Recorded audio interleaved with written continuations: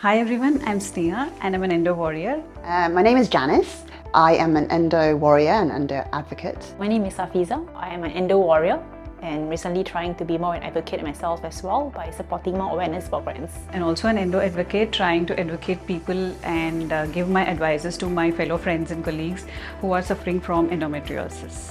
Hi, my name is Harvey Young. I'm Elaine's husband. I'm at the Endo Husband. Hi, my name is Azdi. I'm an Endo husband to my wife and also an Endo caregiver.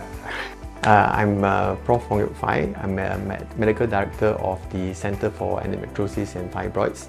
I've been an advocate for endometriosis awareness and control for past 20 years or so. And I'm also a board member of the Asian Society of Endometriosis and Adenomyosis. I think there is still a long way to go before endometriosis becomes a more commonly known women's health issue. I personally did not know about it until I was diagnosed. No one in my family knows about it. None of my friends knew about it. So you can imagine there's a lot more people who don't know about it than those who know about it. In Singapore, I think right now there's not much awareness about endometriosis, especially coming to the younger generation. In fact, not the younger generation, even the older generation doesn't know what endometriosis is. I think it still needs improvement. I think when I was doing my research and looking at options, looking at doctors, there's still not a lot of information out there. I think even endometriosis, Nuri's charity, I think it's probably one of the more prominent movement groups out there in Singapore. Currently, it takes about 8 years on average for women to be diagnosed. So hopefully, if all the initiatives being done, we can bring that number down. Even though they have the symptoms of endometriosis, they specifically don't know that they're suffering from endometriosis. It's because of lack of awareness. And another thing is because the infertility rate is declining in Singapore, and I think endometriosis is one of the leading cause of infertility. So until people get to know what is endometriosis and about it's like now it come to a stage where endometriosis needs to be known in a larger scale and need more awareness in Singapore. While I see more people in recent years knowing about endometriosis, I believe there is still a lot of work that we can do to educate the general public and also to promote early diagnosis. However, I do feel like it's improving. I think especially with the younger generation, I think we're more open to talking about women conditions. I think there's still a long way to go. I'm actually extremely happy that we have got a big group of volunteers and supporters who are all supporting the awareness of this disease condition.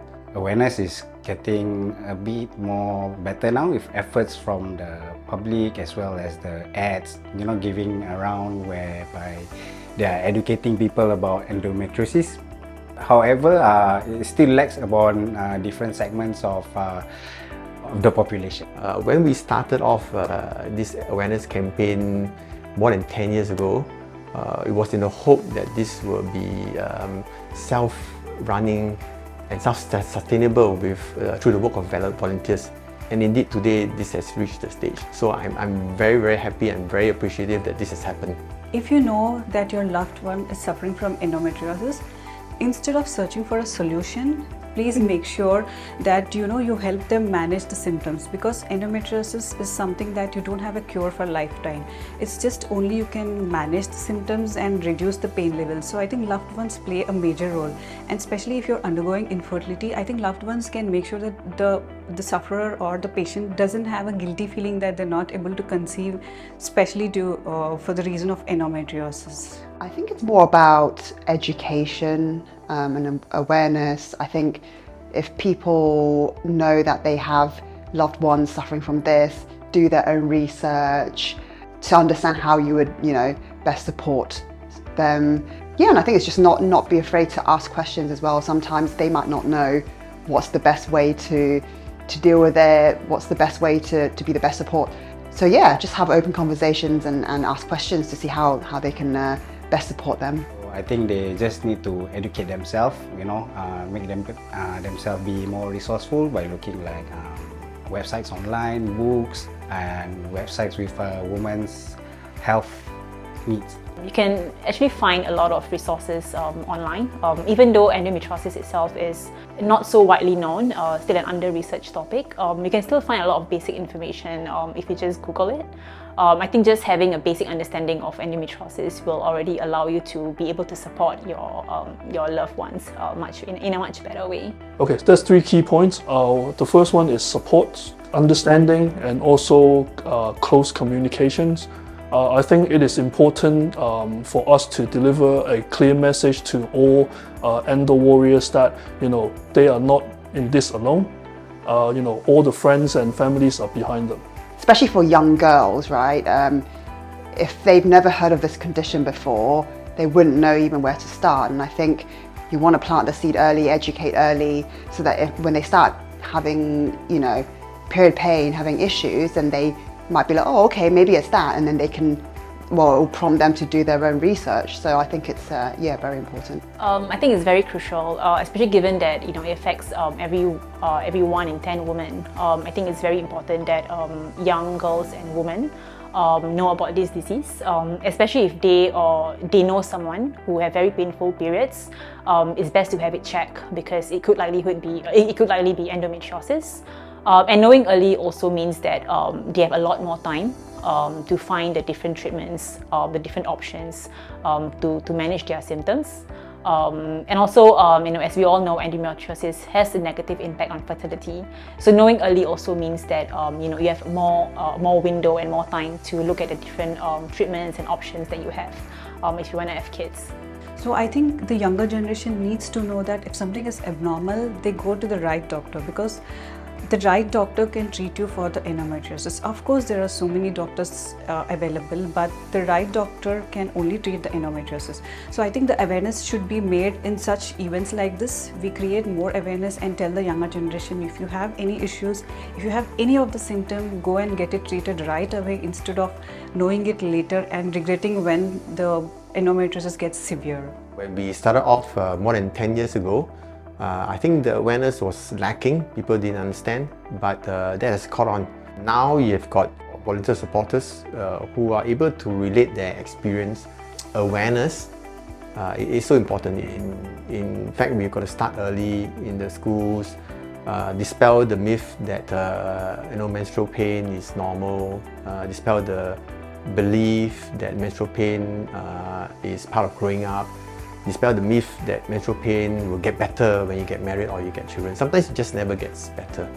And if you're going to wait until that point, then sometimes it's a bit late to address the problem. So my wish is that every patient gets seen, evaluated early, gets treatment options. I think first and foremost is about the early detection. So it's really important you get yourself properly diagnosed over professionals, health professionals.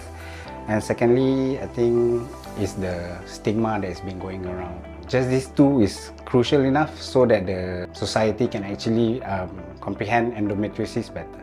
The more general public knows endometriosis, the easier for individuals to seek medical help and also receive appropriate treatment. This understanding can foster empathetic and supportive workplace and also society. Research and education is a big piece. I think when I first started on this whole journey of, getting myself diagnosed, I would go to the doctor and sort of trust what they say. And it wasn't until afterwards I did a lot of research myself, online, reaching out to people, getting second opinions from different doctors, reaching out to support groups, that I realized actually not a lot of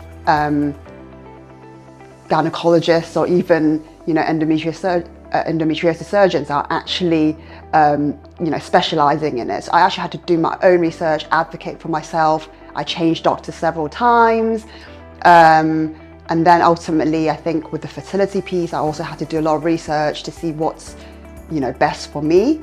So I think in my opinion, I think research and education is such a big piece, because sometimes you can't just, rely on that one doctor you see. They might not have the best options for you.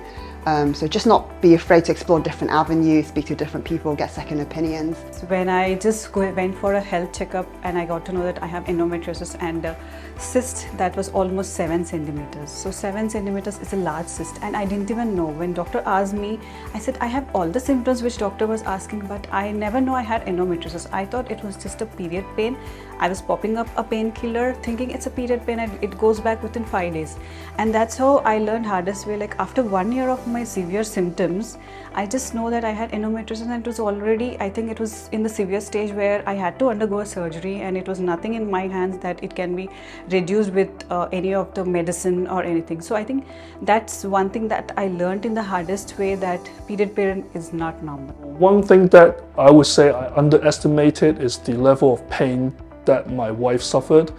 It wasn't clear until I saw my wife's face turn pale, and her body was, covered in cold sweat in just a split seconds.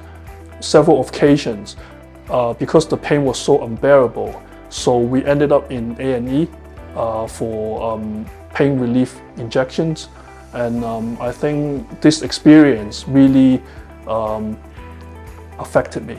Yeah. I definitely learned it through self-experience. The hard way was mostly I just know her signs and symptoms. So until it got really bad one day, and I finally succumbed to it when I was with her in the hospital. I also realized that there is more to that than just medication and surgery. There are other aspects that are important. There are aspects like pelvic floor relaxation, desensitization of the pain, paying importance to psychological stress and factors that may actually aggravate the pain. So health is actually very much body, mind and soul, right? So if you have a better disposition, if you exercise regularly, if you have someone to talk to, you reduce your stress. I think all these aspects that we hadn't looked at much earlier, but now we are definitely aware, and this is very important. And that's why there's the importance of a support group, because they offer support, right? Just by simply talking to somebody that will give you encouragement, you will feel better. It's definitely the painful periods. I think this is quite similar to a lot of women facing endometriosis. I think I have had it for years, but I didn't know about it. So when I used to have very painful cramps, I would just take painkillers. I would be lying down on my couch the whole day. And my mom and my elder sisters will just say that it's normal. Like some women have it worse than the others, and for me as well, like I take it as, yeah, it's common. I think a lot of people will think that way, but so one regret I have is maybe I could have taken a more proactive approach and try to find out if that was actually normal, but unfortunately I found that too late, and in a way I only found out when I did a fertility test in my early 30s. So that's why, again, going back to the point of why it's so important for women to know early, so that they can get diagnosed early and be able to manage the disease more effectively as well. Yeah, and if I can just add one more thing as well, I think this is something that's not many medical practitioners will tell you, but there's a lot of correlation between diet and endometriosis. So what you eat, what you drink can also be important. So for me as well, before I knew I had endometriosis, I was drinking like 3 cups of coffee every day, even though now I know it's actually inflammatory. So these are the things that if you know earlier, then you'll be able to kind of plan your diet accordingly. The organizers are doing such a wonderful job creating awareness about endometriosis, and I really appreciate and in fact thank from the bottom of my heart that many people who don't know what endometriosis will get to know about endometriosis from events like this, and I wish this team all the best to do more such events and create more awareness in Singapore. You guys are doing a wonderful job and we appreciate you a lot. Namira and her team is doing at Endometriosis is definitely something I'm very grateful for. I just found out that they've been doing this for the last 12 years, and I think it's really, really important. I think everyone who knows her would know she's got, such a cheery and happy, personality. and she's doing great work for the endometriosis community here in Singapore. I think without her charity, there probably wouldn't be as much, movement going on. So yeah, I'm really grateful for her, and yeah, really hope that she keeps up the good work. Every step counts, even though it's still a not so commonly known issue. I'm very confident with all the media awareness, all the programs that she's doing for endometriosis patients and caregivers. I'm very confident that we will come to a point when women get diagnosed early. When you tell people that you have endometriosis, they kind of roughly know what it is, rather than having you to explain the whole thing. So I'm very, very I'm grateful to Namira and her efforts, and hopefully I'll be able to contribute more as well by supporting such programs like this. But yeah, I think she also needs to rest a bit sometimes. She works a lot. I truly appreciate, all the efforts and commitment that you guys do for to increase the awareness for endometriosis. I believe that the efforts you put in contributes significantly to those who being affected, and I encourage you to continue the good work. Okay, to my dear wife, the CEO of E for Endo Singapore, I wish you all the best. Please keep doing what you do, and some small organizations which is helping her along the way. Please support one another. With a lot more support, you guys are actually coming more to the light and making the society a much better place and well advocated on certain diseases that is actually not very, which is very invisible to people. Very appreciative, and I admire her gutsiness and her enthusiasm in broaching this issue in a sensitive way, in a very supportive way and gentle way, so that there is more so-called uptake and people understand what this condition is. So do keep up the good work. Don't let small setbacks get you down. Keep on doing it, right? I'm all the way behind you guys. Your support is the lifeblood for non-profit organizations like ours. It's your unwavering encouragement that keeps us going. Your pain is valid, your experience matters, and your voice matters too. Do know that there is a community that would believe in you and is there to render assistance, and that is E for Endometriosis. If you wish to volunteer with us, or if you would like to know more about endometriosis and the resources that we have, you can go to www.endosupport.sg or follow us at our Instagram, and that is E for Endo, and also our Facebook group page, Singapore Endometriosis Support Group. Whenever you are taking photos and you would like to render support to us, you just need to show our E sign using your right hand, this manner. Thank you everyone for your support, and I really appreciate it. Thank you.